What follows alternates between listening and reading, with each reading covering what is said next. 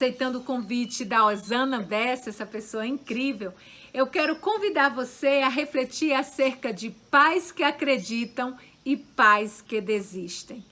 Como é encantador e possibilitador essa crença de que nós podemos continuar acreditando. E quanto mais eu acredito, mais a minha mente sábia me traz estratégias, me traz possibilidades de realizar e de alcançar aquilo que eu desejo. É como se fosse uma estrada onde eu chego a um ponto que existem duas saídas. Eu desisto, tudo na minha vida vai ter a consequência dessa minha escolha. Eu decido continuar acreditando da mesma forma. Os resultados vão vir a partir da escolha que nós fazemos diariamente. E lembra, os pais, eles podem escolher o que irão fazer. Agora, no entanto, não podem escolher as consequências, pois elas são resultados das decisões tomadas. Olha para dentro da tua casa, olha para os teus filhos. Entende que a tua atitude diária, o teu pensamento representado na tua fala, nas tuas atitudes, eles interferem decisivamente na autoestima do teu filho. O quanto ele se ama, o quanto ele se aceita, o quanto ele se valoriza, vem de um padrão onde ele também escuta de você, onde ele também se percebe.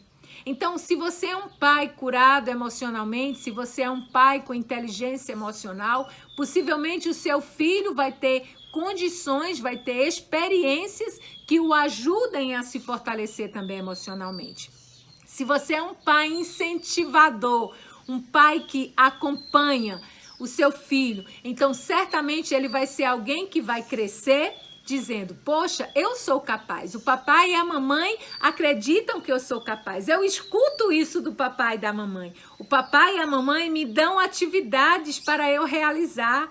Eu tenho obrigações aqui nessa casa, eu faço parte, eu desenvolvo conscientemente e inconscientemente nessa criança, nesse adolescente, esse senso de pertencer a esta família. Então, pai, o quanto você também se ama é fundamental para que você possa ensinar e amar o seu filho.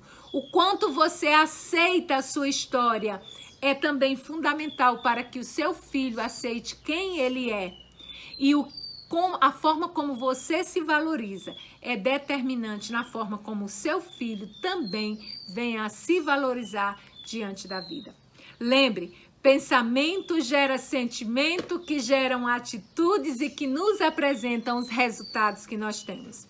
Então você, papai, mamãe, deseja novos resultados, precisamos começar a mudar aqui a nossa mente. O quanto nós já desistimos e nós nem sequer nos demos conta disso. O quanto nós já abrimos mão de retornar, conversar com aquele filho adolescente, de ver, de enxergar as nossas possibilidades de encontros e reencontros sempre que necessários. Então, precisamos aceitar esses desafios de educar, sendo pais que acreditam. Esse é o meu convite.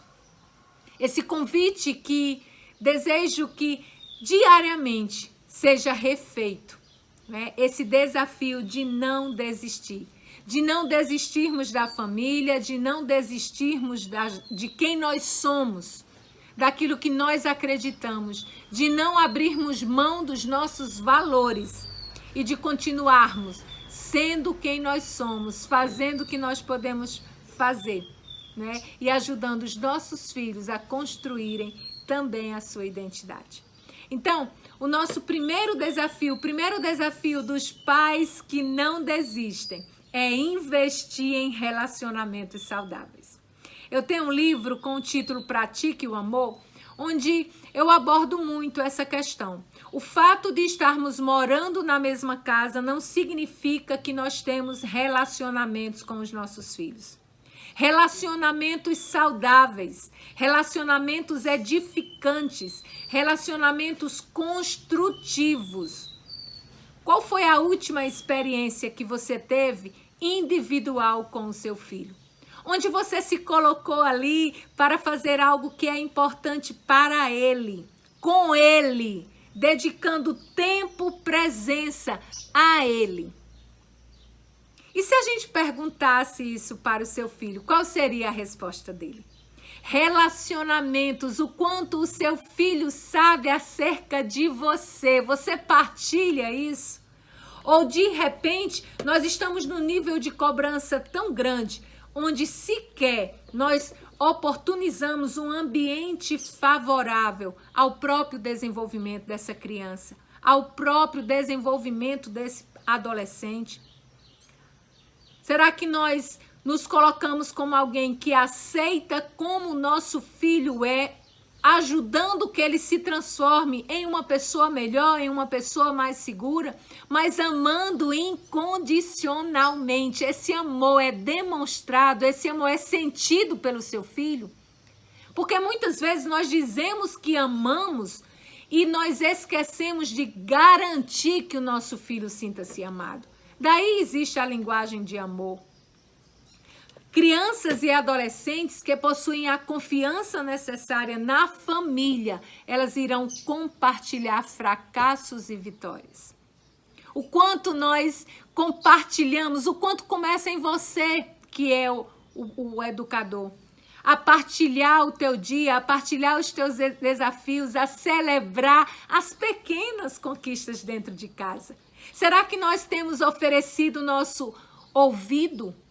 Será que nós temos silenciado a nossa fala para ouvir mais? Nós temos direcionado as nossas perguntas não para garantir que nós estamos certos, para confrontar, mas para buscar, ouvir e saber do que está acontecendo com os nossos filhos? Se nós queremos que eles se tornem adultos próximos a nós, essa relação é construída aqui nessa infância, nessa adolescência. O quanto nós somos referência e nós somos pessoas que influenciam positivamente os nossos filhos. E aí vem o nosso segundo desafio, o segundo desafio dos pais que decidem acreditar. Investem numa comunicação assertiva. E pensar em comunicação assertiva não é aquele pai que diz sim o tempo todo. Aquele pai que diz assim, olha, eu quero dar para o meu filho aquilo que eu nunca tive. Você está buscando saciar uma necessidade sua ou você está buscando olhar para o seu filho e conhecer as necessidades dele? Vamos prestar atenção. Você tem que ser aquilo que eu não consegui. Olha o peso que você está colocando ali na vida da sua filha. Precisamos fazer algumas reflexões acerca disso. Essa minha comunicação com o meu filho é uma comunicação que garante, né, que ele é acolhido. Não é uma questão de concordar ou não com o seu comportamento, mas é buscar compreender o que levou a este comportamento. O seu filho não é o comportamento dele. E muitas vezes a gente acha que educar é essa massinha de modelar. Olha, eu eduquei e ele vai ser isso. Educar é extrair o que há de melhor, é não permitir que o seu filho perca a identidade, mas que haja uma transformação dele ser a melhor pessoa que ele pode ser. É ele colocar aquele conhecimento em prática, trazendo mudanças na vida dele, mas não fazendo perder a sua essência e a sua identidade. Imagine que o nosso filho seja um peixe e eu queira que ele voe, porque o meu sobrinho voa, porque o irmão mais velho dele voa. Eu estou matando essa essência e matando esse amor pela vida e esse direito a ser amado, aceito e valorizado que o meu filho deve ter por mim. E isso se dá muitas vezes, essencialmente por esta comunicação, por este ambiente. E quanto menor o seu filho for, mais isso vai ser fundamental, porque as crenças deles vão ser estabelecidas a partir dessa fala desse educador. O quanto você incentiva o seu filho, o quanto você o diz que ama e você tem evidências disso. O quanto você se coloca na condição de ouvinte, essa escuta dificulta de querer realmente compreender que ele não tem a sua idade, papai e mamãe. Agora você já teve a idade dele. Então pensa assim, você tem sido o pai, tem sido a mãe que você, na idade que o seu filho tem hoje, gostaria de ter tido?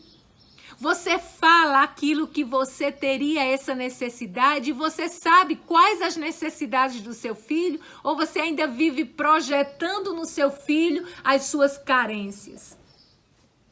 Então, como é que você pode ajudar o seu filho? Quando ele estiver numa situação que você sente que ele está triste, pergunta para ele como você se sente a respeito disso. Queira ouvir, não vá lá com a respostinha pronta. Você faz isso. Coloque-se no lugar dele. Coloque-se como alguém que, poxa, eu lhe amo tanto, eu quero lhe ajudar. Você pode compartilhar comigo o que você está sentindo? Talvez eu não saiba te ajudar, eu posso te oferecer de alguma forma uma ajuda? Como é que nós poderemos resolver essa sua dificuldade, esse seu problema? O que é que eu posso fazer da próxima vez para evitar que isso aconteça, isso que está te causando mal? Como é que eu posso ser alguém melhor para ti? Como é que eu posso ser uma companhia? Eu preciso ouvir desse meu filho. Agora, para eu ouvir, eu preciso estar sarada emocionalmente, senão ele vai me dizer uma coisa e eu vou gerar um conflito maior, e eu vou me condenar mais, eu vou me culpar mais. Pais precisam estar em pé para poder ser esse apoio e oferecer a mão. Afinal de contas, um caído não levanta um caído. Eu preciso aceitar minha história e resolver histórias do passado para eu ter uma comunicação onde eu seja alguém que acolhe o outro e não que condena, e não que julga, e não que já diz como é que tem que ser, que determina. Lembre, quanto mais idade o seu filho tem, menor é essa capacidade de você exigir, porque o que estará em alta é a sua influência como pai, como mãe. Existe uma escala aí de perguntas poderosas e perguntas menos poderosas, perguntas fracas. E sabe, quanto mais eu me coloco na ideia de descobrir, ao invés de querer buscar o culpado, mais condições de me aproximar com esse meu filho eu tenho. Quer saber? Uma pergunta muito fraca é essa pergunta do porquê. Por que você respondeu assim? Por que você não fez a atividade? Por que você não quer vestir essa roupa? Olha a pergunta. Como você pode falar melhor? O que está acontecendo para você estar usando esse tom? Qual uma outra forma de você me dizer o que você está dizendo de uma forma que eu te entenda melhor? Então, por quê? Essas perguntas do porquê, essa pergunta de quem, é uma pergunta muito focada no culpado. Quando você coloca o como, quando você pergunta qual, o que, você está levando o seu filho, você está levando essa pessoa com quem você está conversando a refletir e dizer muitas vezes, olha, eu estou aqui. Vamos juntos buscar essa resposta? Queira saber, pergunte mais, agora use perguntas poderosas. Falando em perguntas poderosas, eu vou presentear vocês com um pequeno e-book com perguntas poderosas. É preciso querermos investir nesta comunicação. Torne-se alguém que conhece de gente, afinal de contas, você é gente, o seu filho é gente. Precisamos nos conhecer para sermos pessoas mais acolhedoras, pessoas muito mais fortalecidas emocionalmente. Elimine esse não, tudo é não, não por quê? Por que não? Eu fui desse tempo, você foi? Então, ao invés disso, olha, eu prefiro isso. Agora seja alguém firme em seus valores. Quando nós temos uma educação pautada em valores, é diferente de circunstâncias. Ah, eu estou bem, então tudo vai ser permitido. Ah, eu não estou legal, nada é permitido. Quando é por valores, não muda, a circunstância não muda um valor. E a gente vai ensinando o nosso filho a ser alguém que escolhe. Eu costumo brincar muito. Você diz, olha, eu quero que o meu filho vista essa roupa. Ele tem 4 anos. As crianças hoje de 4 anos geralmente já diz, olha, eu não vou usar e tal. E eu disse uma vez para uma mãe, você escolhe 3 roupas. E aí você diz para sua filha, dentre essas 3 roupas, qual roupa você quer usar? Olha só, você ainda continua ali no controle. Entretanto, você está ensinando o seu filho de 4 anos a já se posicionar, a já escolher, a já pagar o preço pelas escolhas que eles fazem.